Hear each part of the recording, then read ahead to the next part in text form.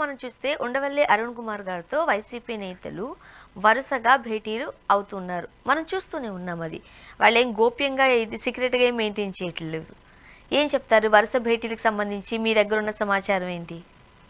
ఇప్పుడు ఉండవల్లి అరుణ్ కుమార్ ఇంటికి వైసీపీ వాళ్ళు పోవడం పుట్టింటికి పోయినట్టే కదా. ఆయన రాజశేఖర రెడ్డి గారితో ప్రాణం, ఆయనకి రాజశేఖర రెడ్డి గారితో కలిసి ప్రయాణం చేసినాడు. రాజశేఖర రెడ్డి గారి కొడుకు పార్టీ వైఎస్ఆర్ కాంగ్రెస్ పార్టీ. ఇప్పుడు పోయిన వాళ్ళందరూ ఉండవల్లి అరుణ్ కుమార్తో సావాసం చేసిన వాళ్ళు. దేంట్లో కాంగ్రెస్ పార్టీలు ఉన్నప్పుడు ఒకరొకరు కలిసి ఉన్నారు. కాబట్టి అది కదా ఇంటింటి పుట్టింటి పోయినట్టే అంటున్నారు. పెళ్ళైన తర్వాత అత్తగారింటి పోయిన తర్వాత పుట్టింటికి ఎట్ట పోయినారు అట్ట పోతారు ఇల్లు. ఎందుకంటే ఉండవల్లి అరుణ్ కుమార్ సహజ మిత్రుడు కదా. రాజకీయంగా భిన్న ఆ రోజు ఆయనతో లేకపోవచ్చు. కాబట్టి ఉండవల్లి అరుణ్ కుమార్ గారి ఇంటికి పోవడం అనేది నేచురల్, వాళ్ళు కలిసి వస్తుంది. కాబట్టి ఆడికి రాజమండ్రి పోయారు కాబట్టి ఎంత దూరం పోయారో అందరూ పోయి కలుస్తారు. పైపించు ఉండవల్లి అరుణ్ కుమార్ని కలవడం అనేది గౌరవం కూడా పెరుగుతుంది కదా. ఎవరినంటే వాళ్ళని కలిస్తే గౌరవం కూడా. ఉండవల్లి అరుణ్ కుమార్ రాజశేఖర రెడ్డి గారితో స్నేహంగా ఉన్నాడు. వివిధ సందర్భాల్లో మార్గదర్శి లాంటి విషయాల్లో వైసీపీతో మాట్లాడుతున్నా ఆయన చేసిన నిర్ణయాలు, ఆయన చేసిన మాటలు అనేది ఖచ్చితంగా వీళ్ళకి ఉపయోగపడింది మార్గదర్శి లాంటి విషయాల్లో. కాబట్టి ఆయన చేస్తున్న పోరాటాలు, ఆయన చేస్తున్నటువంటి మాటలు, పైపెచ్చు ఆయన రాజశేఖర రెడ్డి గారి స్నేహితుడు. కానీ ఇన్ని కలిసి వస్తాయి కాబట్టి నేచర్గా వెళ్ళారు. కాబట్టి దాన్ని సహజమైనటువంటి కలయికగా చూడాలే తప్ప దాన్ని ఒక అసహజంగానో లేకపోతే విచిత్రంగానో చూడాల్సిన అవసరం లేదు. చాలా నేచర్, కలిశారు. అది బహిరంగం కూడా అది మనకు కనపడింది. కానీ ఇప్పటి వరకు పుట్టింటి మీద అలిగిన వాళ్ళు ఇప్పుడు వరుసగా ఒకేసారి పుట్టింటిని జ్ఞాపకం చేసుకుని వెళ్ళేసరికి మేబీ వైసీపీలో ఉండవల్లి గారు చేరతారా అనే క్వశ్చన్ మార్క్స్ వినిపిస్తున్నాయి. చేరే అవకాశం ఏమైనా ఉందంటారా? ఉండవల్లి అరుణ్ కుమార్ గారు చేరరు. నా అంచనా ప్రకారం చేరరు. చేరకపోవడానికి కోపంతో కాదు, ఇష్టం లేక అంతకన్నా కాదు. ఆయన ఒక ప్రిన్సిపల్ స్టాండ్ తీసుకుని నేను రాజకీయాల నుంచి రిటైర్ అయిపోయినాను అని చెప్పినాడు. ఉండవల్లి అరుణ్ కుమార్ గారితో ఎన్నైనా విభేదించవచ్చు కానీ విలువల పట్ల విభేదించడం. ఆయన నేను రాజకీయాల నుంచి విత్డ్రా చేసుకుంటున్నాను ఒక ప్రకటన చేసిన తర్వాత మళ్ళీ గ్లామర్గా వైసీపీ కనబడితే పోయి రాజకీయాల్లో యాక్టివ్గా ఉండే అవకాశం లేదు. అంటే పొలిటికల్ పార్టీలో ఉన్నాడు, రాజకీయాల్లో ఉంటాడు, మాట్లాడుతుంటాడు, అవన్నీ ఉంటాడు. కాబట్టి ఉండవల్లి అరుణ్ కుమార్ గారు తీసుకున్న స్టెప్ ఏదైతే ఉందో నేను రాజకీయాలకి రిటైర్మెంట్ అయ్యానని, దాని నుంచి ఇక మారడు ఆయన. అంటే ఒక సలహా అడిగితే సలహా ఇవ్వచ్చు, మాట్లాడితే కలవచ్చు, ర్యాపో పెంచుకోవచ్చే తప్ప ఎటువంటి పరిస్థితుల్లో నేను చేరకపోవడానికి వ్యతిరేకత కాదు, ఆయన తీసుకున్న ప్రిన్సిపల్ స్టాండ్. సో అందువల్ల ఉండవల్లి అరుణ్ కుమార్ గారు వైసీపీలో చేరడు. అయితే ఉండవల్లి అరుణ్ కుమార్ గారు లాంటి వాళ్ళు వైసీపీకి అవసరము, ఇది కూడా నా అభిప్రాయం. ఎందుకంటే ఉండవల్లి అరుణ్ కుమార్ గారు లాంటి వాళ్ళు లేని లోటు స్పష్టంగా కనిపిస్తోంది. కారణం ఏంటంటే ఒక పద్ధతిగా మాట్లాడడం, ఒక హేతుబద్ధతిగా మాట్లాడడం, రెండు నిష్కలంకంగా బాస్ని సమర్థించడం. ఆయన ఇప్పుడు జగన్ గారు బాస్ ఏం కాదు ఉండవల్లి అరుణ్ కుమార్ గారికి. మార్గదర్శి లాంటి విషయాల్లో ఎంత ఫర్మ్గా యాక్టివ్గా ఉన్నారు. అది ఆటోమేటిక్గా వైసీపీ వాళ్ళు తీసుకున్న లైన్కి ఉపయోగపడింది. అంత ఉండవల్లి అరుణ్ కుమార్ చేసినంత కృషి పబ్లిక్లో ఎవరు చేసిన వైసీపీ వాళ్ళు. కాబట్టి అలాంటి రాటుదేరిన వ్యక్తి, క్రెడిబిలిటీ ఉన్న వ్యక్తులు అడ్వైజర్గా లాంటి ప్లేస్లో ఉంటే ఖచ్చితంగా వైసీపీకి మంచి లాభం జరుగుతుంది.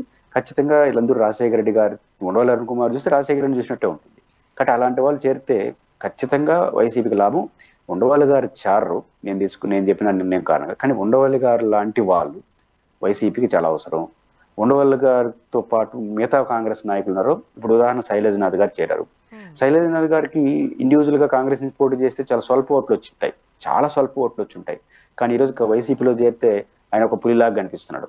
అద్భుతంగా అంటే పర్సనాలిటీ గొప్పది, ఆయనకు ఒక మంచి వేదిక దొరికింది వైసీపీ. దాంతో ఆ పర్సనాలిటీకి, ఆ వాయిస్కి ఆ వేదిక ఎక్కడో తీసుకెళ్ళిపోతుంది. అదే ఆయన ఈ కాంగ్రెస్లో ఉంటే ఆయనకి ఉపయోగం లేదు, కాంగ్రెస్కి ఉపయోగం లేదు.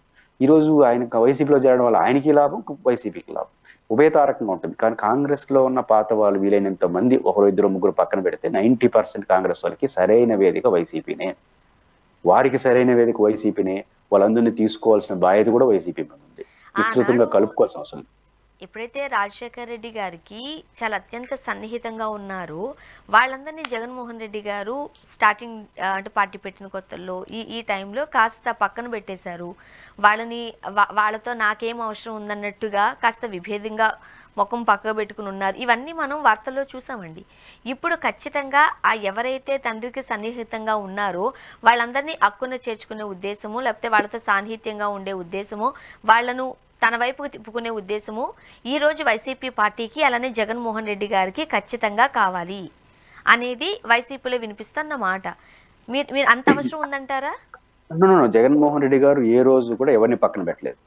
ఆయన కాంగ్రెస్ పార్టీ నుంచి బయటకు వచ్చేసే క్రమంలో ఆయన ఒంటరిగా బయటకు వచ్చాడు. ఎవరిని రిక్వెస్ట్ కూడా చేయలేదు ఆయన.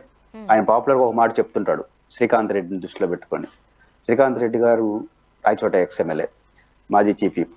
ఆయన నేను వస్తానన్నా నీతో పాటు అంటే, వద్దు శ్రీకాంత్, నా పరిస్థితి నాకే అర్థం కాలేదు, అమ్మ నేను వస్తున్నాము, నిలుస్తాము, బతుకు అంటే రాజకీయంగా తెలియని పరిస్థితిలో ఉన్నాం, బాగున్నప్పుడు వద్దులే అంటే, లేదన్నా నీతోనే వస్తానని కొంతమంది వచ్చేసినారు. అంటే ఆయన ఉద్దేశం ఏంటి, మనం కాంగ్రెస్ నుంచి బయట వచ్చేసినాం, తల్లి నేను ఒకరు ఒంటరిగా నిలబడదాం, నిలబడితే అందరితో కలుపుకోమని అనే ఈ రూట్లో వెళ్ళి కూర్చున్నాడు.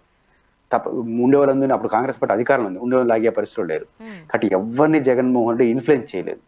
వాళ్ళు వస్తే ఫస్ట్ కాదన్నాడు, ఆ తర్వాత కలుపుకోమన్నాడు. కాదనడం ఉద్దేశం అహంకారంతోనో వద్దనో కాదు. ఆయనకు అర్థం కాలేదు స్టార్టింగ్లో, నా పరిస్థితి ఏంటో నాకు అర్థం, వీళ్ళ జీవితాలు ఎందుకు నేను పాడు చేయడం, అందులో పవర్లో ఇంకొక 5 ఏళ్ళు ఉంటారు అనే ఉద్దేశంతో ఆయన ఎవరిని పిలిచే ప్రయత్నం చేయలేదు. వచ్చేవాళ్ళు వచ్చేసినారు దుకోని, శ్రీకాంత్ రెడ్డి గారు లాంటి వాళ్ళు, అంబటి రాంబాబు గారు లాంటి వాళ్ళు, at the same Peddireddy Ramachandra Reddy లాంటి వాళ్ళు, ఆ తర్వాత సీనియర్ కాంగ్రెస్ నాయకులు బొత్స సత్యనారాయణ లాంటి వాళ్ళు తర్వాత క్రమంలో వచ్చి జాయిన్ అయిపోయారు, వాళ్ళు అసట్టుగా మారారు.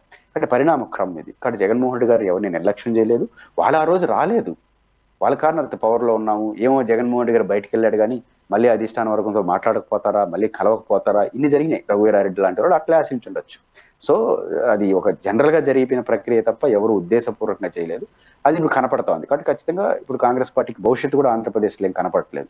వాళ్ళకి భవిష్యత్తు కనపట్లేదు, జగన్ గారి భవిష్యత్తు కనిపిస్తున్నాడు, జగన్ గారికి వాళ్ళ అవసరం ఉంది, వాళ్ళకి జగన్ అవసరం ఉంది. కాబట్టి ఇట్లాంటి పర్సనాలిటీస్ చేస్తే మంచిది. కానీ ఉండవల్లి అరుణ్ కుమార్ గారు ఇట్లాంటి వాళ్ళకి కావాలి, రావాలంటే వాళ్ళు ఎంత ఇంట్రెస్ట్ ఉన్నారో జగన్ గారు కూడా అంతే మూవ్ కావాలి, అంత సీనియర్ పర్సనాలిటీస్, లేకుంటే ఉభయతారకంగా ఉంటుంది.